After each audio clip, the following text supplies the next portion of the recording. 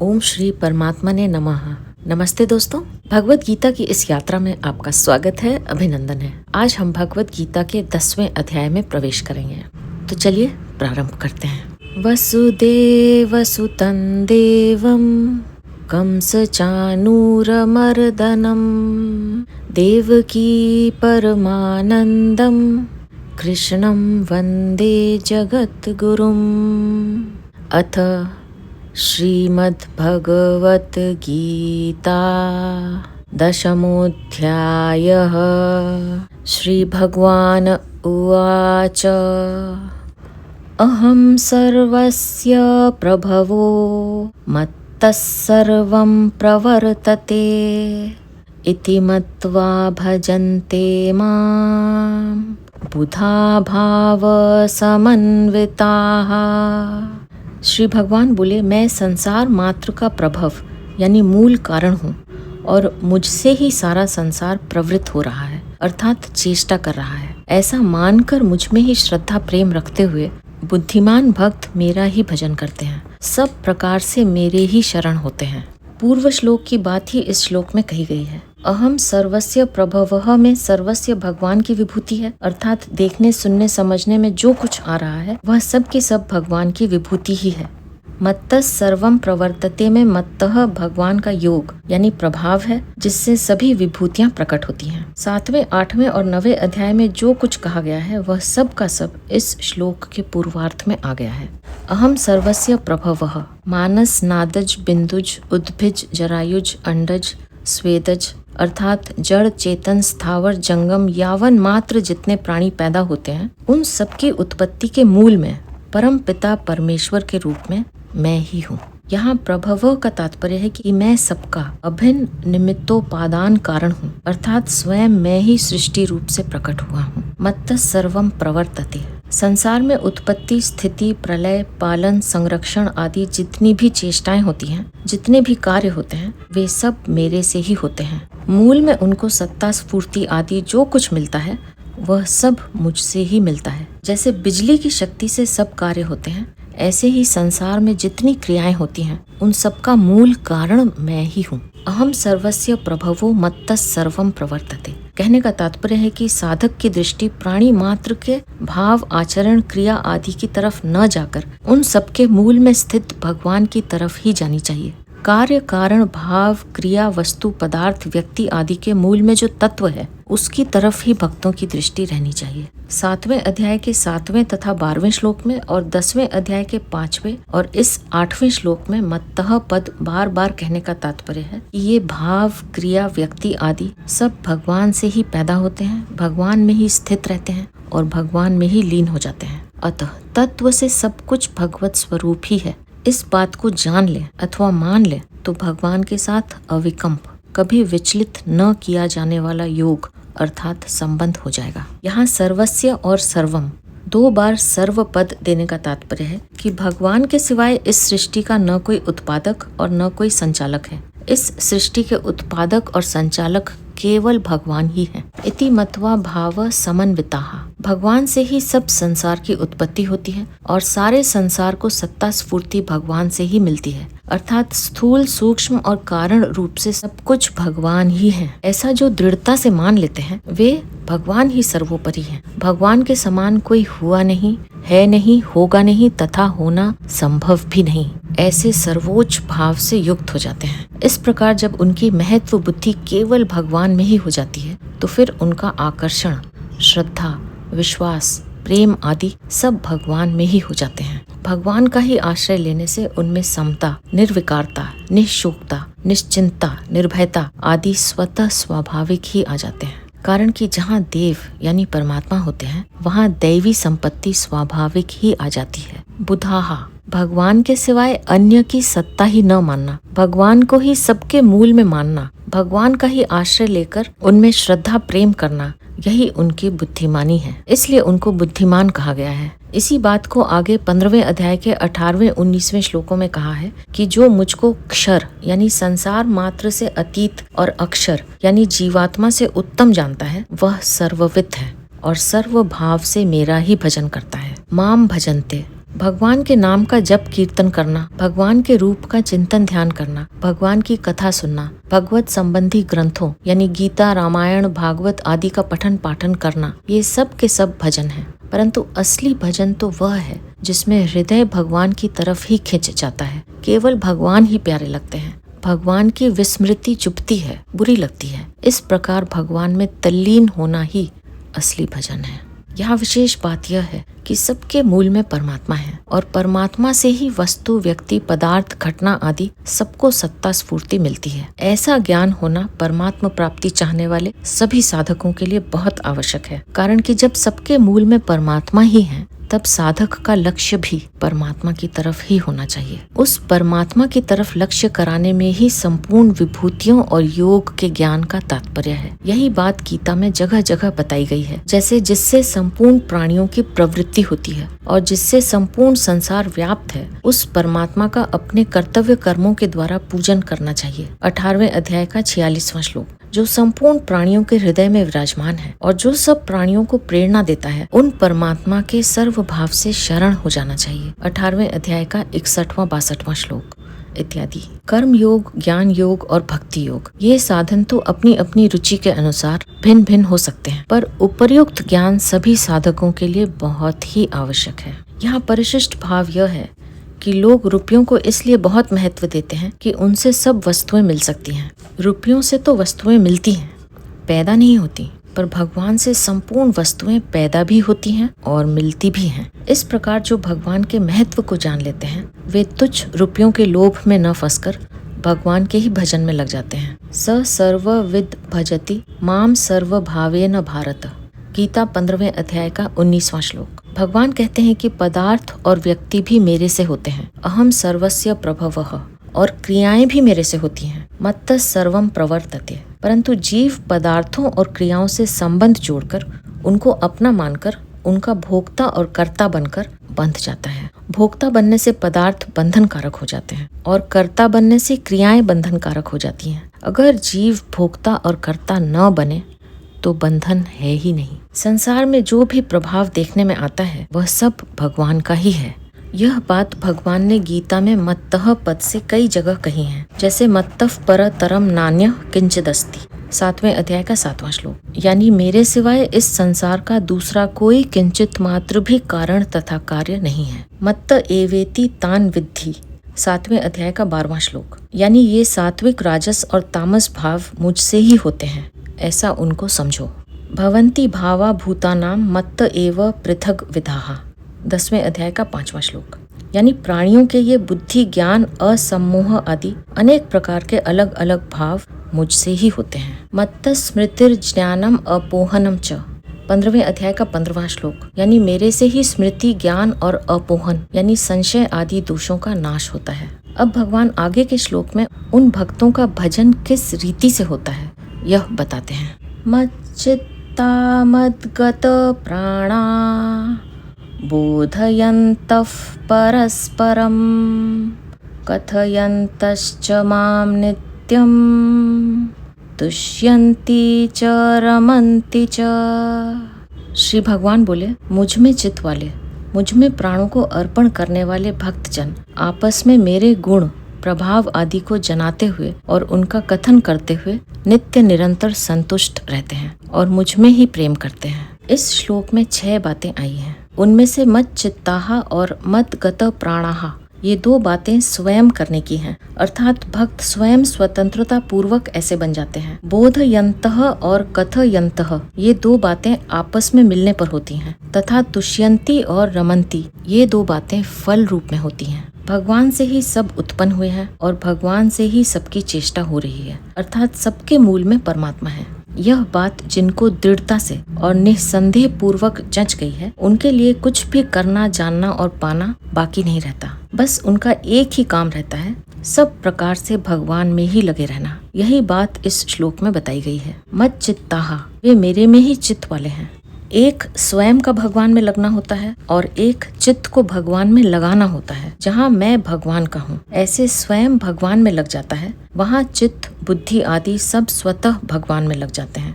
कारण कि कर्ता यानी स्वयं के लगने पर करण मन बुद्धि आदि अलग थोड़े ही रहेंगे, वे भी लग जाएंगे। करणों के लगने पर कर्ता अलग रह सकता है, पर कर्ता के लगने पर करण अलग नहीं रह सकते। जहाँ कर्ता रहेगा वहीं करण भी रहेंगे, कारण कि करण कर्ता के अधीन होते हैं। कर्ता स्वयं जहाँ लगता है करण भी वहीं लगते हैं। जैसे कोई मनुष्य परमात्मा प्राप्ति के लिए सच्चे हृदय से साधक बन जाता है तो साधन में उसका मन स्वतः लगता है। उसका मन साधन के सिवाय अन्य किसी कार्य में नहीं लगता, और जिस कार्य में लगता है वह कार्य भगवान का ही होता है। कारण कि स्वयं कर्ता के विपरीत मन बुद्धि आदि नहीं चलते, परंतु जहाँ स्वयं भगवान में नहीं लगता, प्रत्युत मैं तो संसारी हूँ, मैं तो गृहस्थ हूँ, इस प्रकार स्वयं को संसार में लगाकर चित्त को भगवान में लगाना चाहता है, उसका चित्त भगवान में निरंतर नहीं लगता। तात्पर्य है कि स्वयं तो संसारी बना रहे और चित्त को भगवान में लगाना चाहे तो भगवान में चित्त लगना असंभव सा है। दूसरी बात, चित्त वहीं लगता है जहाँ प्रियता होती है। प्रियता वहीं होती है जहाँ अपनापन होता है, आत्मीयता होती है। अपनापन होता है भगवान के साथ स्वयं का संबंध जोड़ने से। मैं केवल भगवान का हूँ और केवल भगवान ही मेरे हैं। शरीर संसार मेरा नहीं है, मुझ पर प्रभु का पूरा अधिकार है, इसलिए वे मेरे प्रति चाहे जैसा बर्ताव या विधान कर सकते हैं, परंतु मेरा प्रभु पर कोई अधिकार नहीं है। अर्थात वे मेरे हैं तो मैं जैसा चाहूँ वे वैसा ही करें, ऐसा कोई अधिकार नहीं है। इस प्रकार जो स्वयं को भगवान का मान लेता है, अपने को भगवान के अर्पित कर देता है, उसका चित्त स्वयं भगवान में लग जाता है। ऐसे भक्तों को ही यहाँ मत चित्ताहा कहा गया है। यहाँ मत चित्ताहा पद में चित्त के अंतर्गत ही मन है, अर्थात मनोवृत्ति अलग नहीं है। गीता में चित्त और मन को एक भी कहा गया है और अलग अलग भी कहा गया है।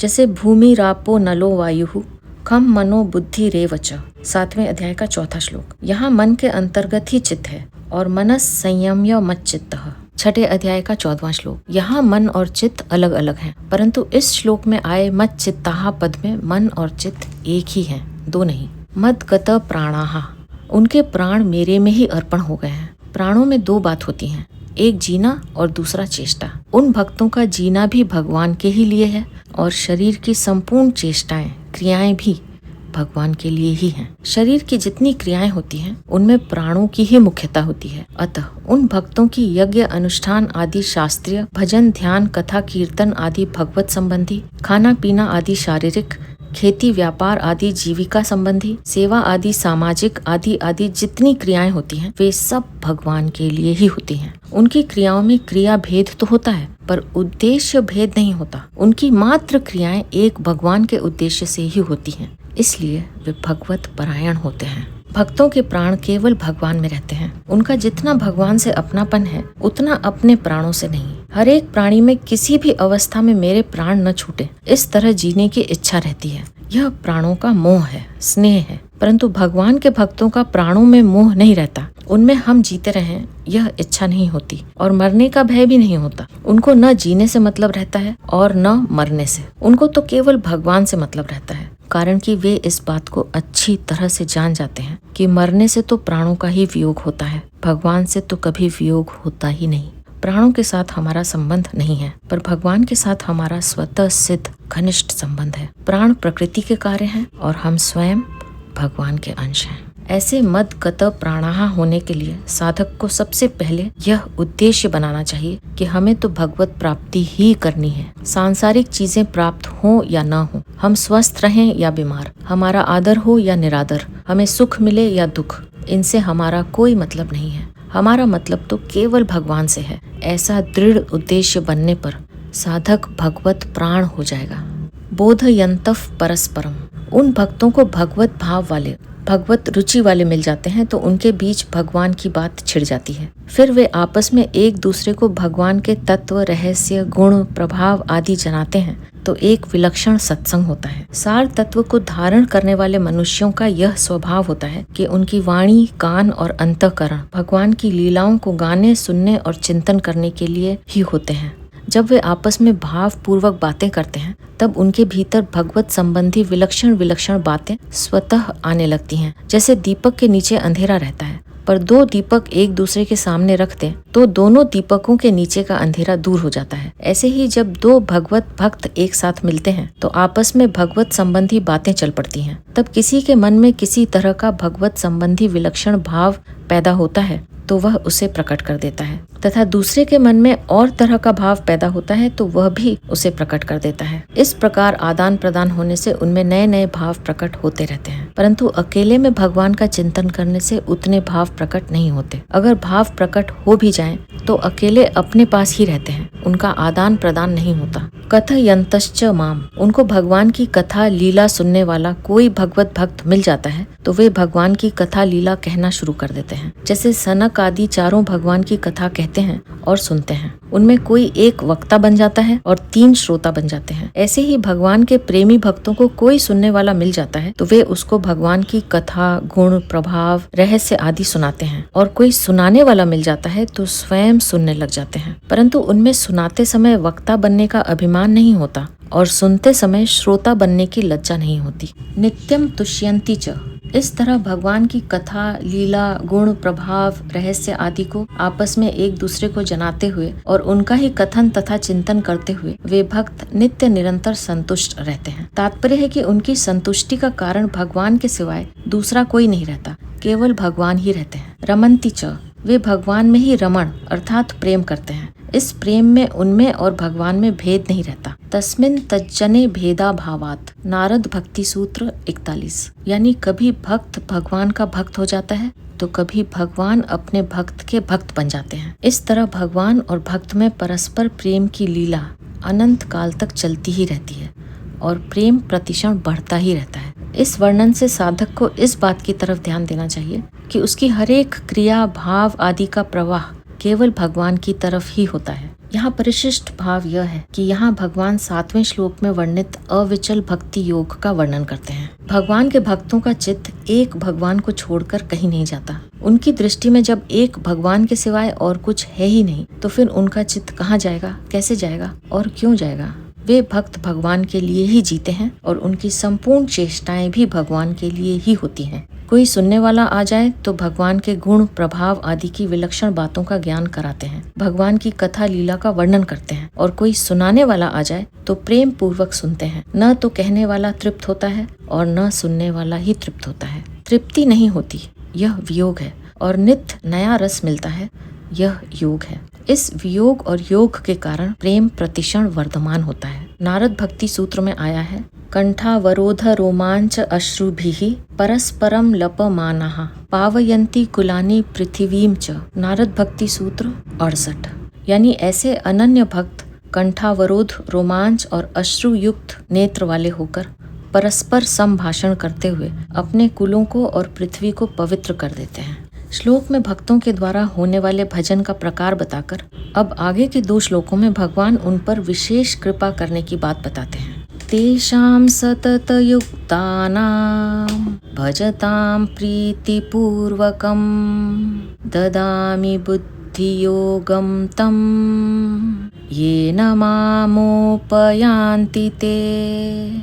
श्री भगवान बोले, उन नित्य निरंतर मुझ में लगे हुए और प्रेम पूर्वक मेरा भजन करने वाले भक्तों को मैं वह बुद्धि योग देता हूँ जिससे उनको मेरी प्राप्ति हो जाती है। भगवान निष्ठ भक्त भगवान को छोड़कर न तो समता चाहते हैं, न तत्व ज्ञान चाहते हैं, तथा न और ही कुछ चाहते हैं। उनका तो एक ही काम है, हरदम भगवान में लगे रहना। भगवान में लगे रहने के सिवाय उनके लिए और कोई काम ही नहीं है। अब सारा का सारा काम, सारी जिम्मेवारी भगवान की ही है, अर्थात उन भक्तों से जो कुछ कराना है, उनको जो कुछ देना है आदि सब काम भगवान का ही रह जाता है। इसलिए भगवान यहाँ इन 2 श्लोकों में उन भक्तों को समता और तत्व ज्ञान देने की बात कर रहे हैं। तेषाम सततम युक्ता नाम, 9वें श्लोक के अनुसार जो भगवान में ही चित्त और प्राण वाले हैं, भगवान के गुण, प्रभाव, लीला, रहस्य आदि को आपस में एक दूसरे को जनाते हुए तथा भगवान के नाम गुणों का कथन करते हुए नित्य निरंतर भगवान में ही संतुष्ट रहते हैं और भगवान में ही प्रेम करते हैं, ऐसे नित्य निरंतर भगवान में लगे हुए भक्तों के लिए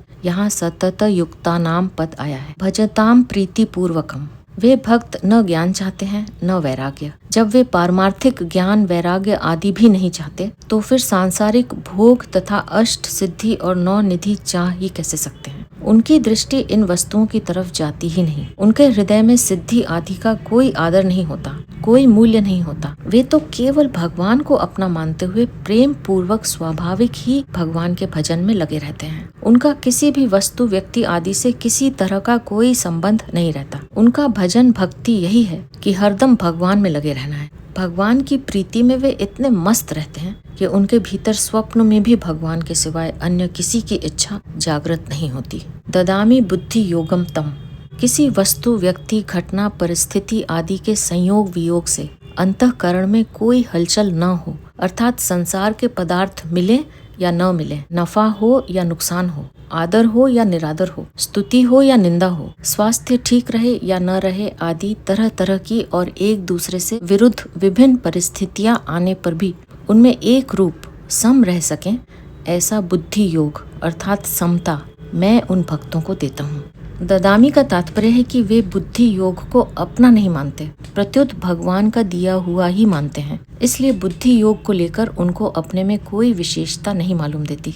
ये ना, मैं उनको वह बुद्धि योग देता हूँ जिस बुद्धि योग से वे मुझको प्राप्त हो जाते हैं। माम उपयांति ते। जब वे भगवान में ही चित्त और प्राण वाले हो गए हैं और भगवान में ही संतुष्ट रहते हैं तथा भगवान में ही प्रेम करते हैं, तो उनके लिए अब भगवान को प्राप्त होना क्या बाकी रहा, जिससे कि भगवान को यह कहना पड़े कि वे मुझको प्राप्त हो जाते हैं। मुझको प्राप्त हो जाने का तात्पर्य है कि वे प्रेमी भक्त अपने में जो कमी मानते हैं वह कमी उनमें नहीं रहती, अर्थात उन्हें पूर्णता का अनुभव हो जाता है। यहाँ परिशिष्ट भाव यह है कि जब तक राग द्वेष यानी विषमता है तब तक संसार ही दिखता है, भगवान नहीं दिखते। भगवान द्वंद्वातीत हैं। जब तक राग द्वेष रूप द्वंद्व रहता है तब तक दो चीजें दिखती हैं, एक चीज नहीं दिखती। जब राग द्वेष मिट जाते हैं तब एक भगवान के सिवाय कुछ नहीं दिखता। तात्पर्य है कि राग द्वेष मिटने पर अर्थात समता आने पर सब कुछ भगवान ही है, ऐसा अनुभव हो जाता है। इसलिए भगवान अपने भक्तों को समता देते हैं। समता ही बुद्धि योग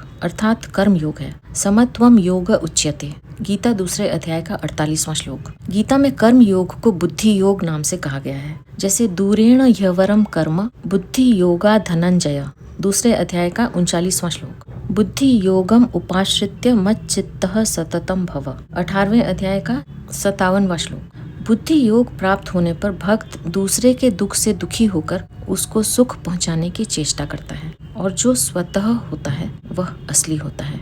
किया जाने वाला चिंतन निरंतर नहीं होता, पर होने वाला चिंतन श्वास की तरह निरंतर होता है, उसमें अंतर नहीं पड़ता। सतत युक्ता नाम। शरीर में प्रियता आसक्ति होने से भगवान का चिंतन करना पड़ता है और शरीर का चिंतन स्वतः होता है, परंतु भगवान में प्रियता अपनापन होने से भजन करना नहीं पड़ता, प्रत्युत स्वतः होता है और छूटता भी नहीं। इसलिए यहाँ प्रेम पूर्वक भजन करने की बात आई है। भजताम प्रीति पूर्वकम।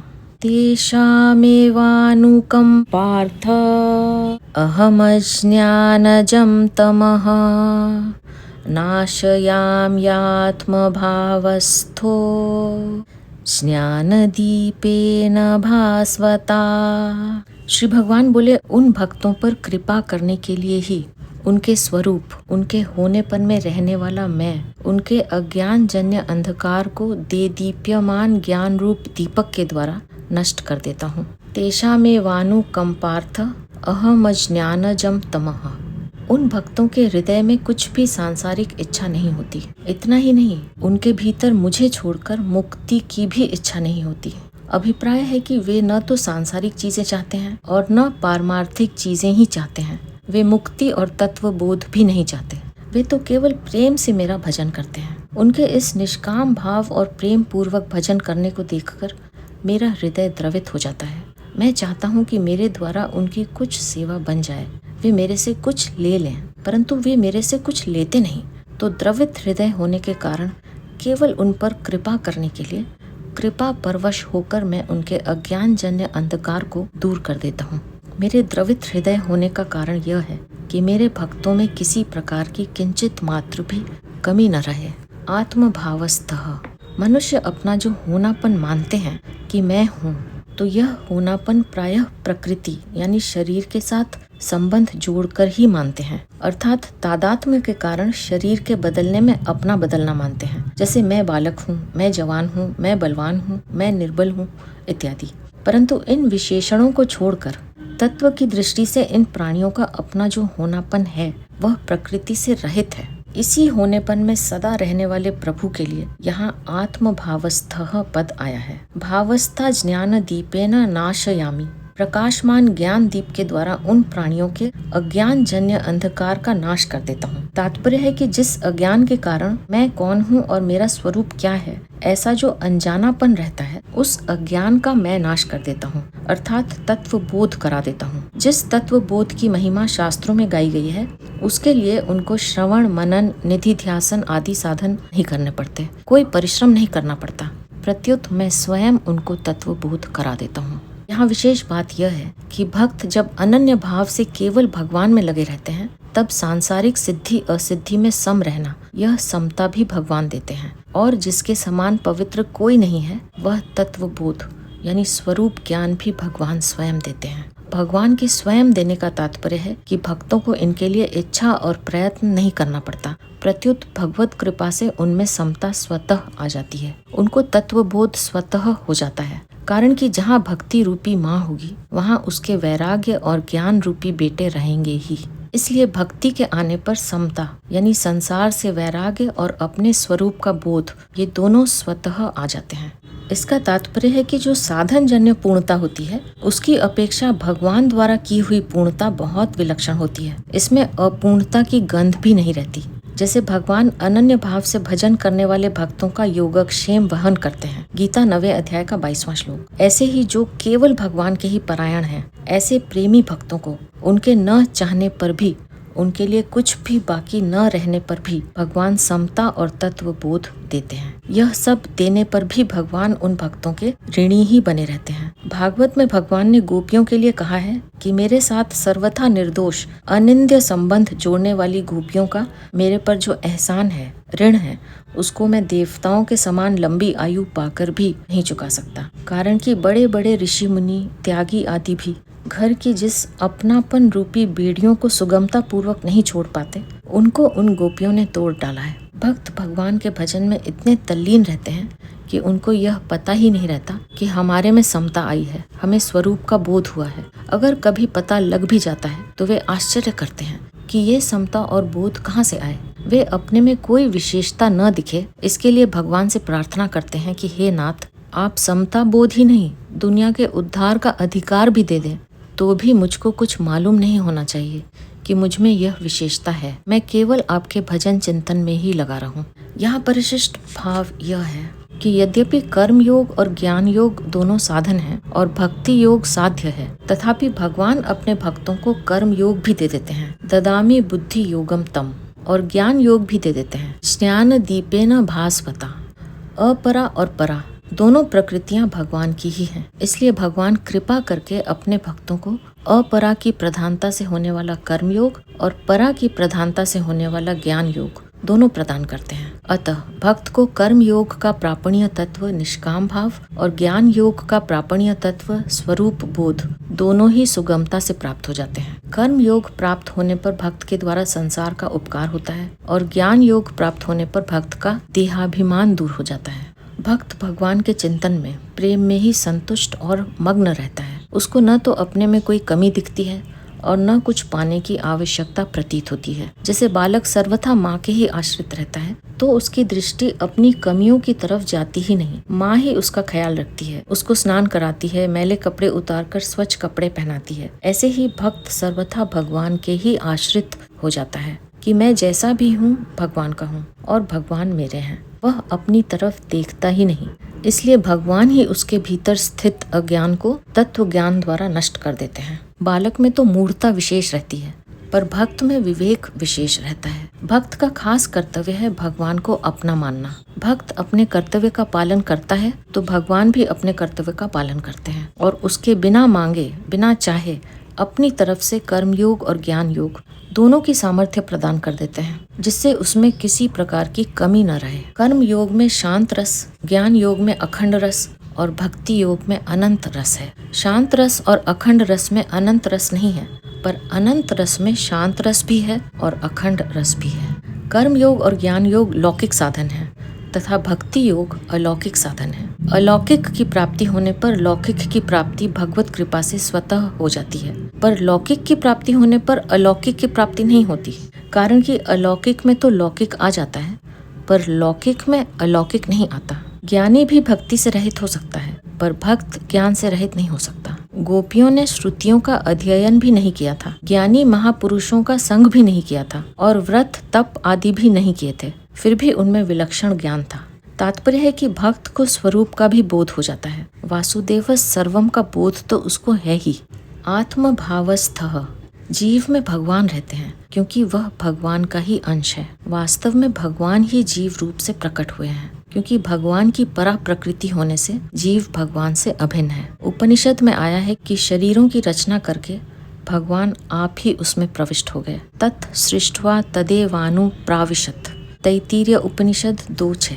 भक्तों पर भगवान की अलौकिक विलक्षण कृपा की बात सुनकर अर्जुन की दृष्टि भगवान की कृपा की तरफ जाती है और कृपा से प्रभावित होकर वे आगे के 4 श्लोकों में भगवान की स्तुति करते हैं, जिन्हें लेकर हम अपनी अगली प्रस्तुति में फिर उपस्थित होंगे। अब मैं आपसे आज्ञा लूंगी। आप अपना ध्यान रखिए, हमेशा खुश रहिए, मुस्कुराते रहिए। आपका बहुत बहुत धन्यवाद। ओम श्री परमात्मने नमः।